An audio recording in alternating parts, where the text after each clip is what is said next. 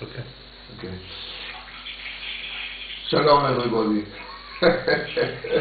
We are going to learn today Parashat Toldot. Oh, okay. I put you Okay. chumash there. Why Parashat Toldot? Because we are learning now Torah Aleph, Likutei Moharan. And one of the main points in Torah Aleph, maybe this is the main point in Torah Aleph, is to look on the sechel that there is in everything in the creation.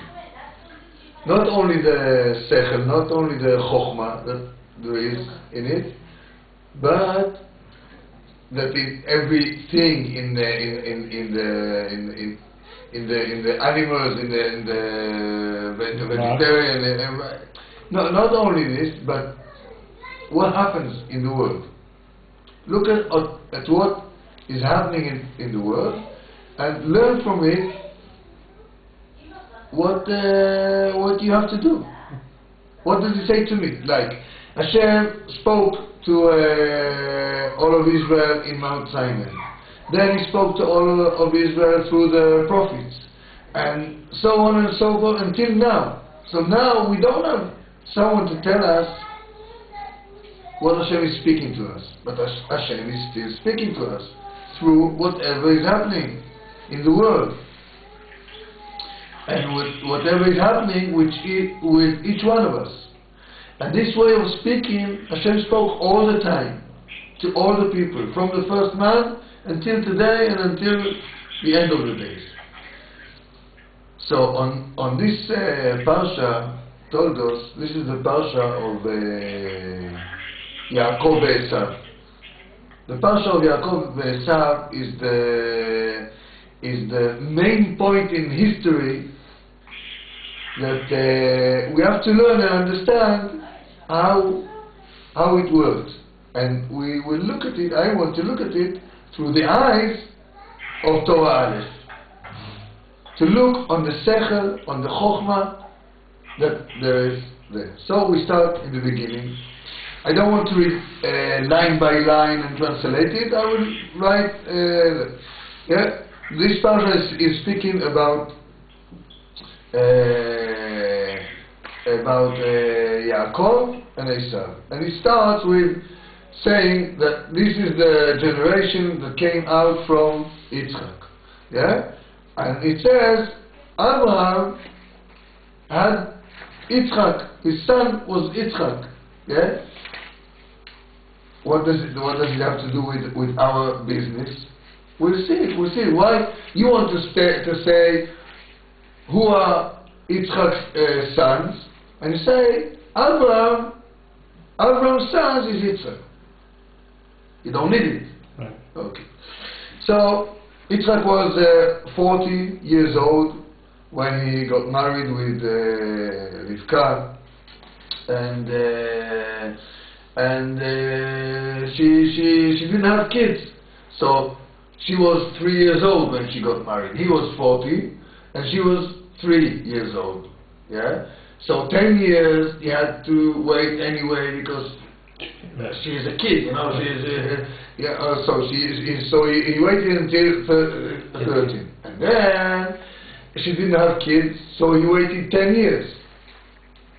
And then when she didn't have kids, so he understood that she can't have kids, and they start praying. Then she got pregnant, and when she was pregnant, she felt that something is wrong with this pregnancy.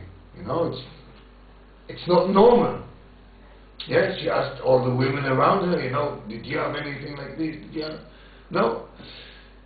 So it looked like what was wrong. When she was going through Bet Midrash, so she felt like the baby wants to go out. When she went close to Avodah Zarah, she felt that the baby wants to go out. So what is it? You know, the joke says, what is a Mizrachnik? You know, that's a joke, you know, schizophrenic, you know. What kind of a... I got married to a tzaddik. I had an idea that I'm going to have a good boy. You know, what's going on here? So she went to Shem and Hevel, and then they told her, no, it's not one, it's two. One is a tzaddik, and one is a rasha. And not only that one is a tzaddik and one is a rasha, they have a fight between them, and this fight will go as long as the world exists.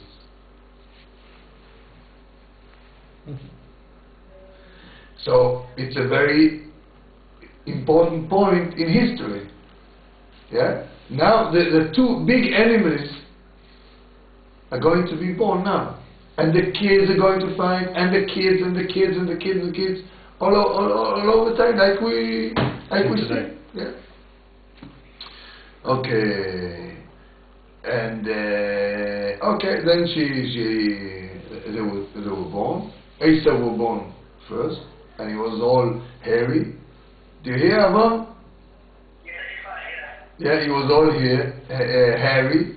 You know, very. You know, he was ready. He was ready born. You know, everything is okay. Like a cow. When a cow is born, so straight away she can walk, stand, and start living. So everybody called him Esav. Why did they call him Esav? He is made. This is the translation of the word. Esav, he is made. Asui.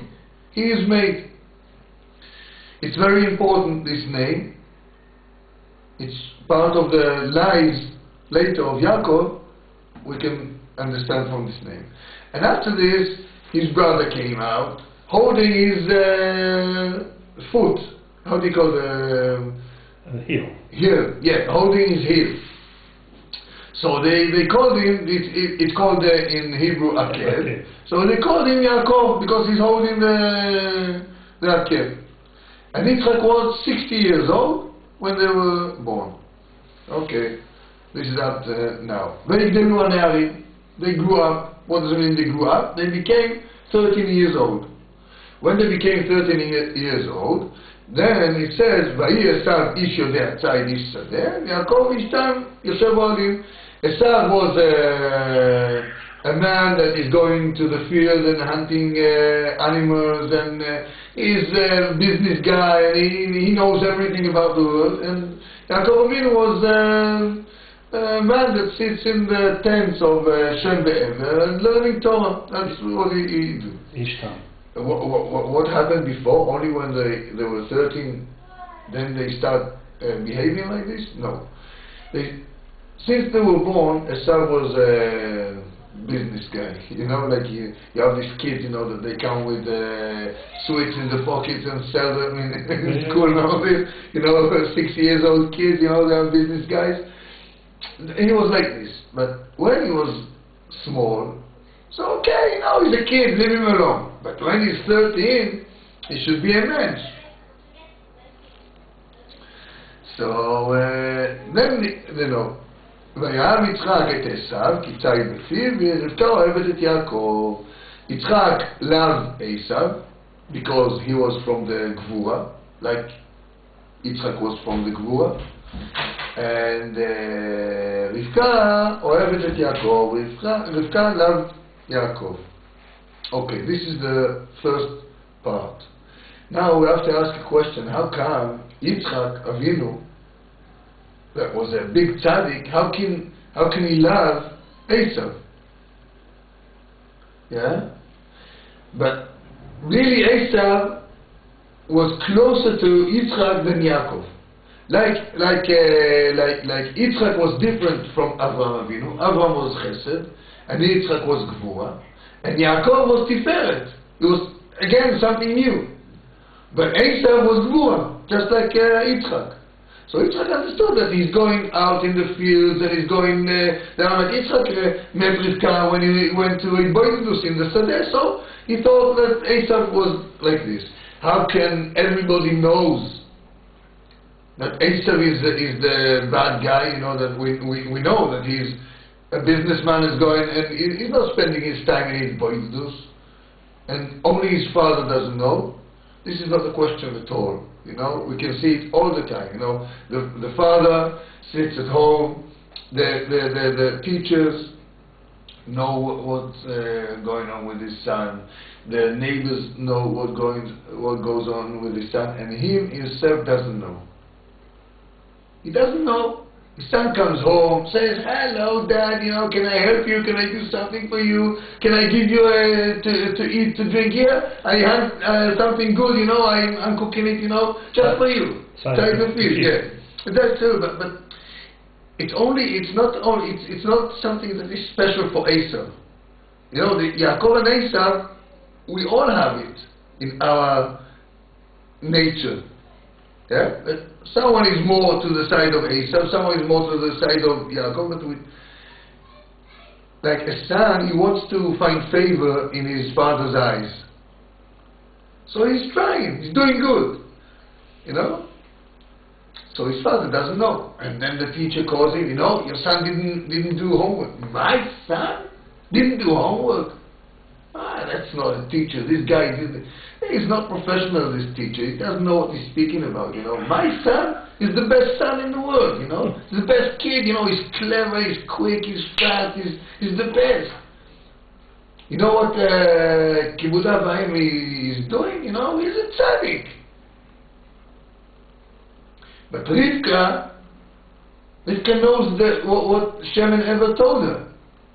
One is going to be a tzaddik and one is going to be a rasha. So she looks at him and she knows what's going on. This is one reason. The other reason, she grew up with this kind of people. Yeah.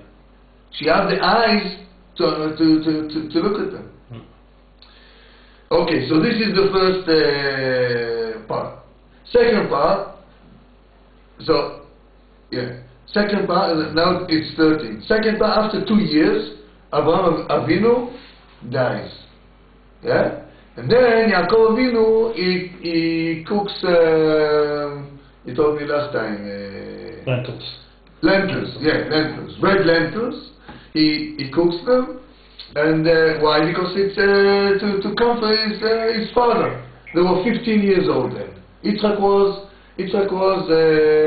75 years old. So he goes. And then Esav comes from the field, from all his business, and he asks Yaakov to feed him. But the other, not just feed him, I open my mouth and you pour inside. So now Yaakov Avinu uses this technique of Rabbi Nachman to look on the seichel, on the chokhmah. What happens on this day?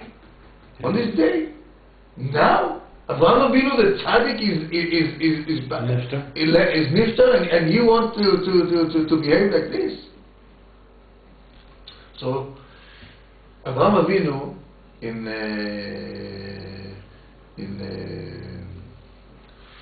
which parsha what was it? Anyway, Avraham Avinu was told, you know, Avarech oto.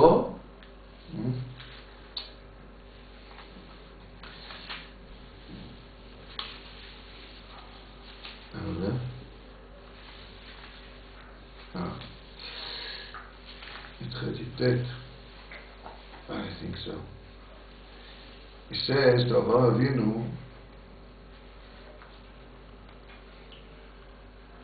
okay, in Parashat Vayera, he says to Avraham Avinu, because I knew Avraham Avinu, why I am giving the blessing to Avraham Avinu, because I know him that he will order to his kids to be righteous and Balei Chesed. Yeah? That's why I'm giving him the bracha, because I know his kids after him will be like this. So it's part of the bracha. If you want to receive the bracha, you have to take care of your kids. So Yaakov Avinu looks at it and said, this guy can look over his kids, that they will be righteous and they will be Balei Chesed and tzedakah. So let's try it. So he gives send me the Bchora. I want to be like the firstborn. Why? Because the firstborn is serving Hashem. So Esav, the Midrash says that Esav said, well, what is this business serving Hashem? Says, you have to give sacrifices, and you have to be like a Kohen. Yeah? So he says, what about it? You have to be very careful how you sharpen your knife, and you have to come pure, you have to go to the mikveh before, and if you don't go to the mikveh, you can be punished. So Esav said, no, this is not for me. Esav knows. I cannot stand it. Okay, so you can still say Esav was okay. He was right. Yaakov, you take the Bchora. You can hold it, and you can do it, and I cannot do it. He's a good guy. Yeah? He's honest, he's straight, mensch. But then he said, what do I need? I'm going to die because of all this work to serve in Hashem. I can die from it, So I don't need it. This language is not so clean. But then he says that after Yaakov gave him to eat, and he sold his Bchora, he said, "Vayochal vayesh vayakom vayalach vayivez esav elchira." He how do you say it? Yivez. He pushed it. It's not a pusher like humiliating. Right. Yeah. It's nothing, and the Bchora is nothing. Oh, now we know. Yeah, that it's not because you are honest and straight and saying the truth, that you don't want the Bchora, because you don't appreciate it. So he sold the Bchora. He sold the right to serve Hashem and to be the head of the servant of Hashem, like Avraham Avinu was, and like Yitzchak was, and like Yaakov Avinu is going to be. Okay, 48 years go past, and Yitzchak is 123. And he says to Yaakov, he calls Esav, and he says to him, listen, I'm old, I don't know when I'm going to die, and I want to give you the bracha that belongs to the oldest of the brothers, that is going to be like the Kohen, that is going to serve Hashem. So Yitzchak did not know about this whole thing. No, Yitzchak didn't know about this. The selling of the Bchora. No, he didn't know it. He didn't know about selling the Bchora. Rivka also didn't know about it. Really? No, they didn't know about it. Oh. And Yitzchak still thinks that Esav is okay. No, so he calls him, I want to call him. Why? Here, this is the question. Why Yitzchak wants to give the bracha to Esav? Because like in the 12 tribes of Yaakov, there's Zvulun and Issachar, that the work of Issachar is to sit and learn Torah. The work of Zvulun is to go and make business and support Issachar. Yitzchak Avinu thought that this will be the way that Yaakov, he knows that Yaakov is a tzaddik, that he learns Torah all day. Why does he need the brachas? He doesn't need the brachas. He needs to sit down and work and learn Torah and serve Hashem, that's all. And his son will go and work and feed him and take care of him and his kids, his grandkids. That was the idea of Israel. So he calls Esav to come, go, hand something to me, I will eat, we'll have a good meal together, we'll feel brothers, and then I give you the bracha with all my soul, with all my feelings. Okay? Rivka listens to it. Not listens to it, she hears it. So then Rivka uses the technique of Rabbi Nachman. What happened? I never hear what Yitzchak speaking to Esav. When Esav is coming, I'm going away. I'm going away. I'm getting far. I don't want to be next to him in his crazy business. What happened? What? Yitzchak wants to give the bracha to Esav? Esav is not the man to serve. I know the bracha that came to Avraham Avinu. I know that the guy that is going to take the brachas, he has to give them over to his kids. He cannot do it. Yaakov has to do it. So she looks at him and she says, what's going on? Something is wrong. Why did I hear it? It means I have to do something. So then she calls Yaakov and she tells him, listen, your father wants to give the brachas to your brother, and I'm telling you, you are going to take the brachas. Yaakov Avinu says, I will have to lie. He says, okay. You know, my father can curse me instead of giving me the brachas. It's okay, the curses are on me. Yeah, but I know I have to do it. So, it's a big question. In order to get to the truth, I have to go through the lie. I should do it or not do it. Rivka says I should do it. Yaakov Avinu also, he thinks he should do it. He only says to his mother, you know, maybe I'll get caught. But he doesn't say it's the wrong thing to do. Okay? Yaakov Avinu knows already that he got the Bechora, and really the bracha belongs to him. By the way, it's the same letters. Bechora and bracha is the same letters, only not in the same places. Yeah. Okay, so Yaakov Avinu bring two sheep from the herd, and she cooks them, and he takes it, and he puts his the sheepskin on his hands, and he takes the he got disconnected. Huh? Okay. You're back in.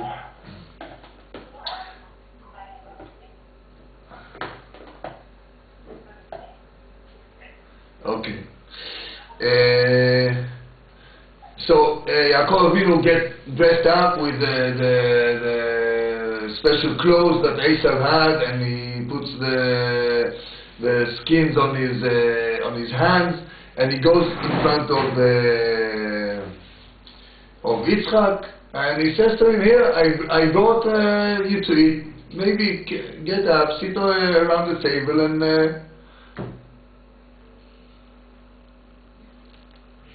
so here I'm going to read a little bit closer this psukim. It's chapter Chav Zayin 27 and pasuk Yudchet. You have the paper inside. Just a little more. Vayavo el aviv, Yaakov came to his father. Vayomer Avi, and he said, Father. So Yitzchak says to him, who are you? So who are you? My son, who are you? So he said, and so Yaakov said, Anochi Esav Bechorecha. I am Esav, your oldest. Exactly said. You cannot say he didn't lie.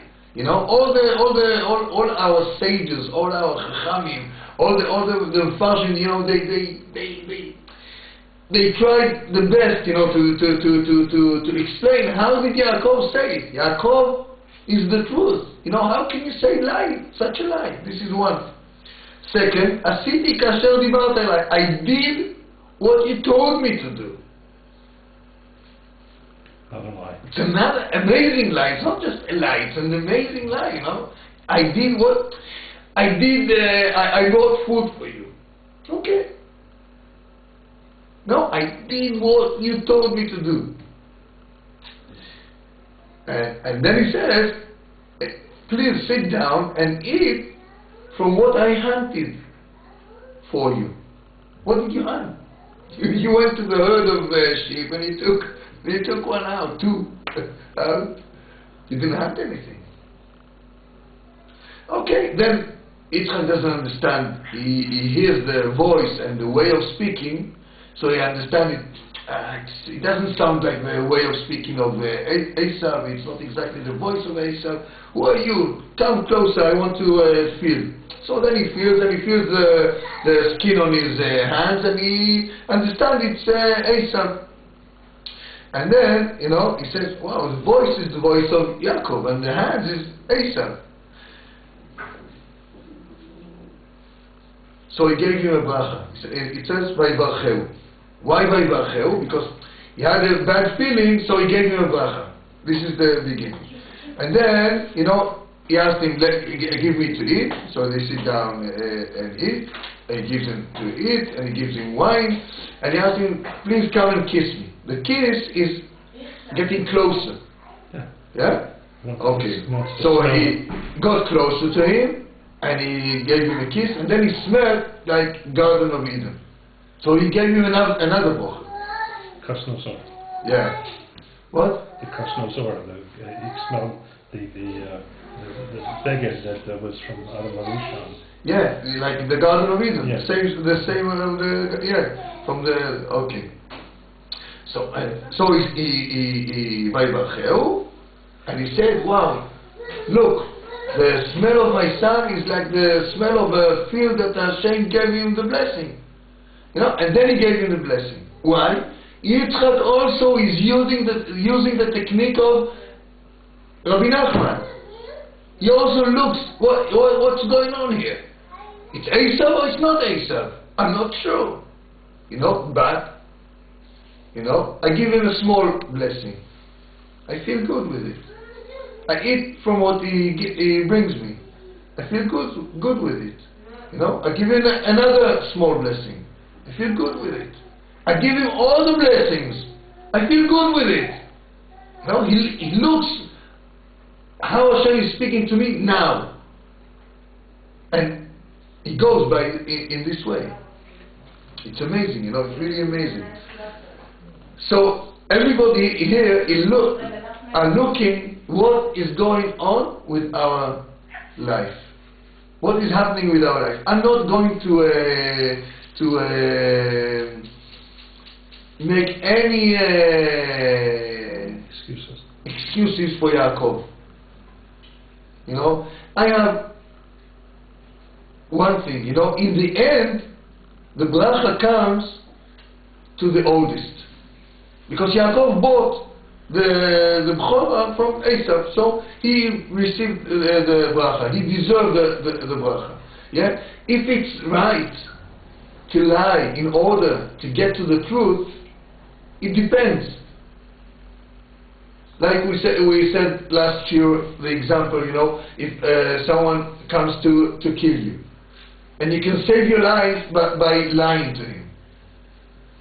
Sometimes it's right, sometimes it's wrong. Like if he asks you, are you Jewish? I cannot lie, I have to say I'm Jewish. But if he doesn't ask me if I'm Jewish, it's another lie, yeah? Where are you going to? You going to Haifa, for example? No, I'm going to Akko. Okay. I can lie, it's right. Okay, so this is the story, that we see in the beginning of the history, that everything depends on it, that they're using, all the heroes here are using the technique of the looking at the chokhmah that is in each part of life, each part of life. It's like, if you take it like a movie, that it's moving all the time. It's moving all the time, and the strongest point is with Yitzchak. That is, he looks and he looks again, and he looks and he looks again, and looks until he gives the bracha. It doesn't finish, Yaakov goes out, Esav comes in, and then the pasuk says, ויחרד יצחק חרדה גדולה עד מאוד. Yitzchak had a big fear, extremely big fear. And they say it was the biggest fear that he had when he was going to be chef by Abraham Avinu. The Gehenom came with Esav. That's what was his feeling. He says, "Who are you?" He says, "I'm Esav." He says, "Oh, poof, Baruch Hashem, Baruch Hashem, I gave the bracha." And then he said, who was here and gave me to eat? And I gave him the blessing, and he will be blessed. Now I know he will be blessed. Because when you came here, when he was here, I felt Garden of Eden. When you are here, I feel Gehenom. Yeah? Again, he looks what's going on, and he decides, by what's going on, what does Hashem want from me? Okay, and then he gives also Esav the bracha. And the bracha is in a condition. Yeah? You will have bracha, you have enough to live. But you are the slave of Yaakov. But if Yaakov will live the Torah, only then you can make him your slave. And that's how it goes. And then Esav hates Yaakov, and he hates him total lost. He wants to kill him. And from this hatred came out Amalek. Like we said in one of the shiurim, all the goyim, all the nation, they don't have a special hatred to Israel. Only the malach that each nation has knows that if Israel would learn Torah and go by the rules of Hashem 100% perfect, it will be good for all the world, and everybody will have a good parnasa and good time, and there will be the general peace in all the world. All the dreams of all the nation depends on Israel. So this is why they're precious, except for Amalek. Amalek got this hatred. So how do you find out who is Amalek? The nation that is willing to suicide in order to kill a Jew, this is Amalek. So on our time is the Palestinians. The Ishmaelim? The Ishmaelim, yeah. But not all the Ishmaelim. Right. Yeah? It's the Palestinians. It's Iran, they're willing to, I don't care. All the nation tells them, we don't give you any support, I'm willing to suicide. As long as I'm going to kill the Jewish nation. Yeah? So, these guys, this is Amalek. The rest of the nation are the nation. And they are right. They are right, If I will be good, it will be good for everybody. Okay, so this is the history, and this is how it goes, and it always goes like this. If we look good, we see in our history every time that the Jews were strong and sitting with the Torah and going by the laws of the Torah, yeah, there were good times for the Jews and for the world. And when the Jewish nation went far from the Torah, so wasn't good. And far from the Torah, there's, madrigas, there are levels. What does it mean, far and close to the Torah? But, like for example now, what happened with Sydney, with the storm. Sandy, yeah. Sandy storm. What happened with the Sandy storm, It hit so many people.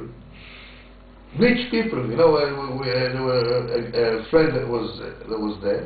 He said he had a very rich guy. He went out in the middle of the night with a nylon bag with his clothes on his bag, and he goes in water up to his wrist, west, up to his west, like this, and he goes away to his friend's house. So okay, you know, he had a damage of what, $30,000, $50,000. For him, it's not a big deal. You know, he goes to the bank, pays it off, nothing. But the time that he was there in the danger, he had nothing. He said, I have nothing. I'm going to die, I have nothing. What does it have to tell us, you know? Hashem is the Balabayit. Wake up. If Hashem gave you money, He gave you money to take care of other people.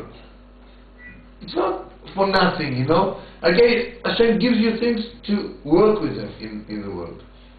Now we have this war in Gaza. So everybody looks up to find, what are we going to do? How are we going to go out? We should do like this, and we should do this, and we should do that. What the government does now? The government wants to take out the boys from the yeshiva. And every time they started now, something happened. You know, you wanted to hold the Jewish nation in the throat.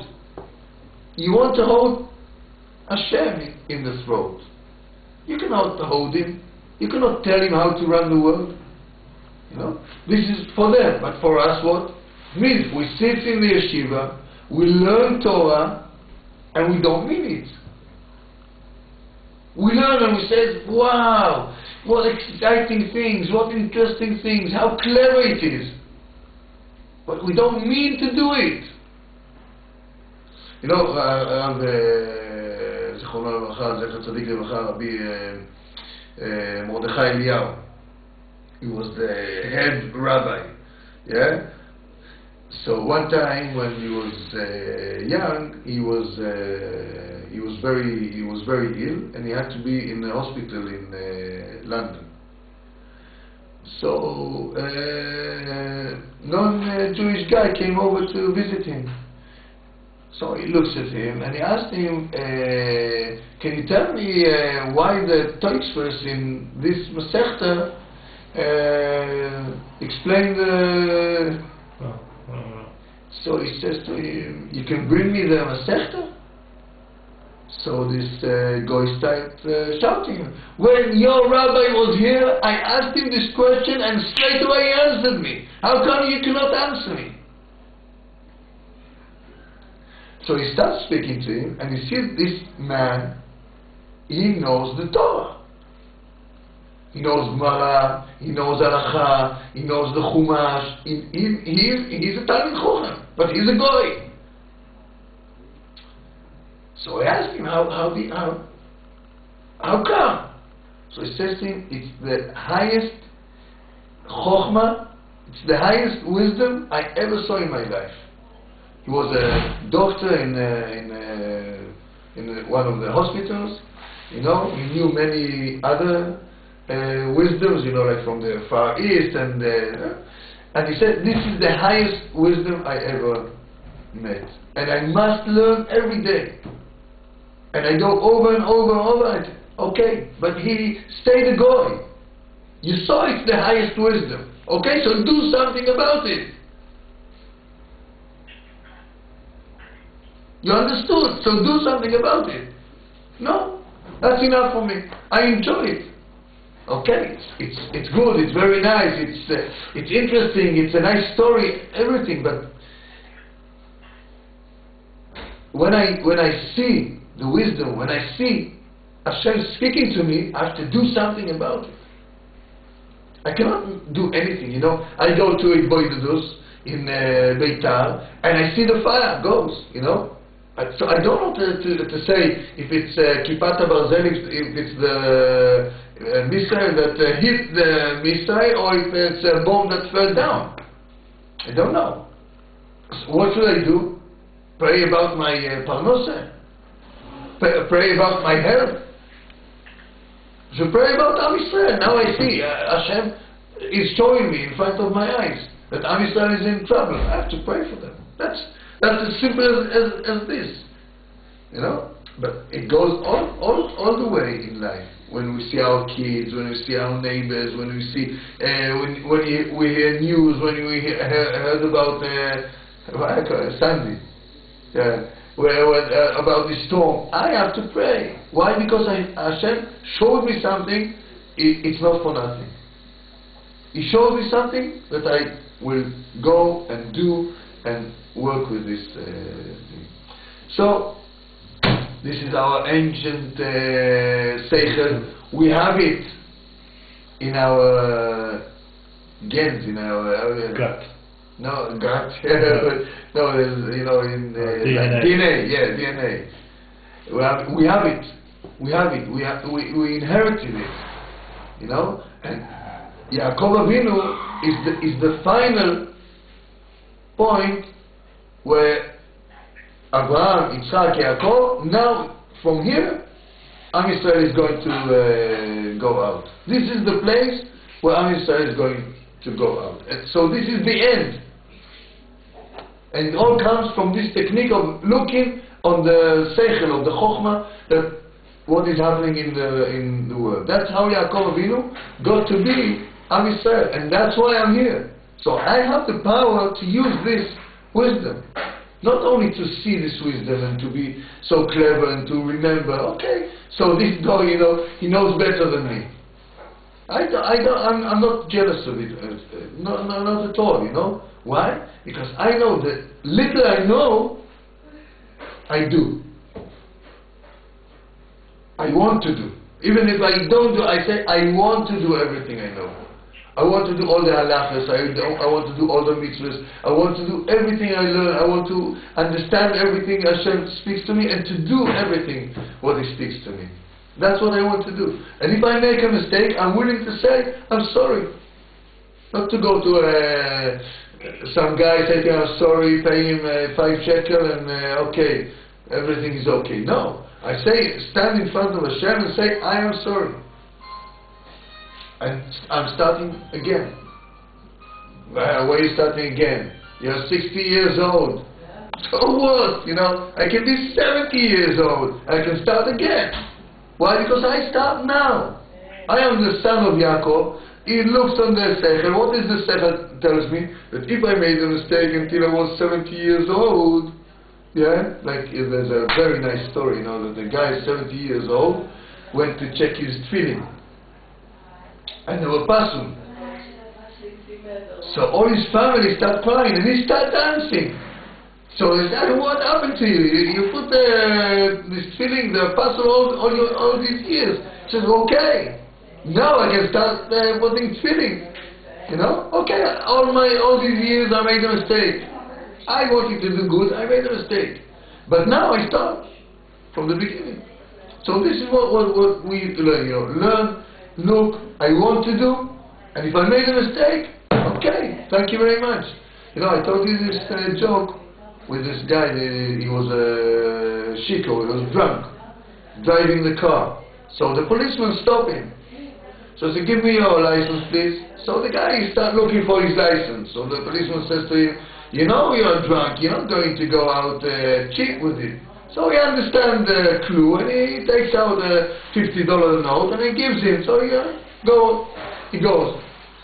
5 minutes later, another policeman. Please, license.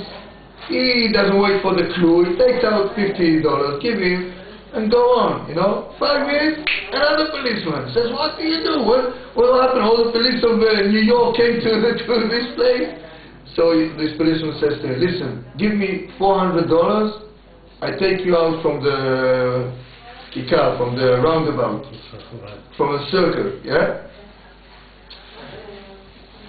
So, what is the idea? The idea is, don't look for a solution. Someone comes and tells you, you are drunk. Say, okay, wow, I didn't know I was so drunk that I cannot drive. Put your car on the side and relax. Someone comes and tells you, you make a mistake. Okay, what mistake do I make? Can you help me to go out of this mistake? No, find this. I will find the solution. This guy is not a guy. You understood Go to Hashem. Ask Him, Hashem, I'm making a mistake. It's already 70 years, 60 years, 50 years, 20 years, 1 year, one time, whatever. Each one with his own problem. I made a mistake. I want to fix it. I want to be much better. Stop. Don't find the solution on the spot. Stop. Wait. Look at it. And then you can understand, and then you can find out, and maybe you can speak to friends or whatever, and find out.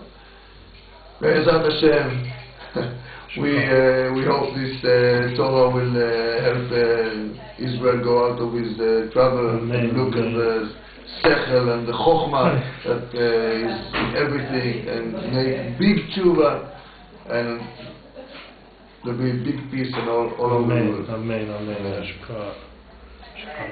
Amen.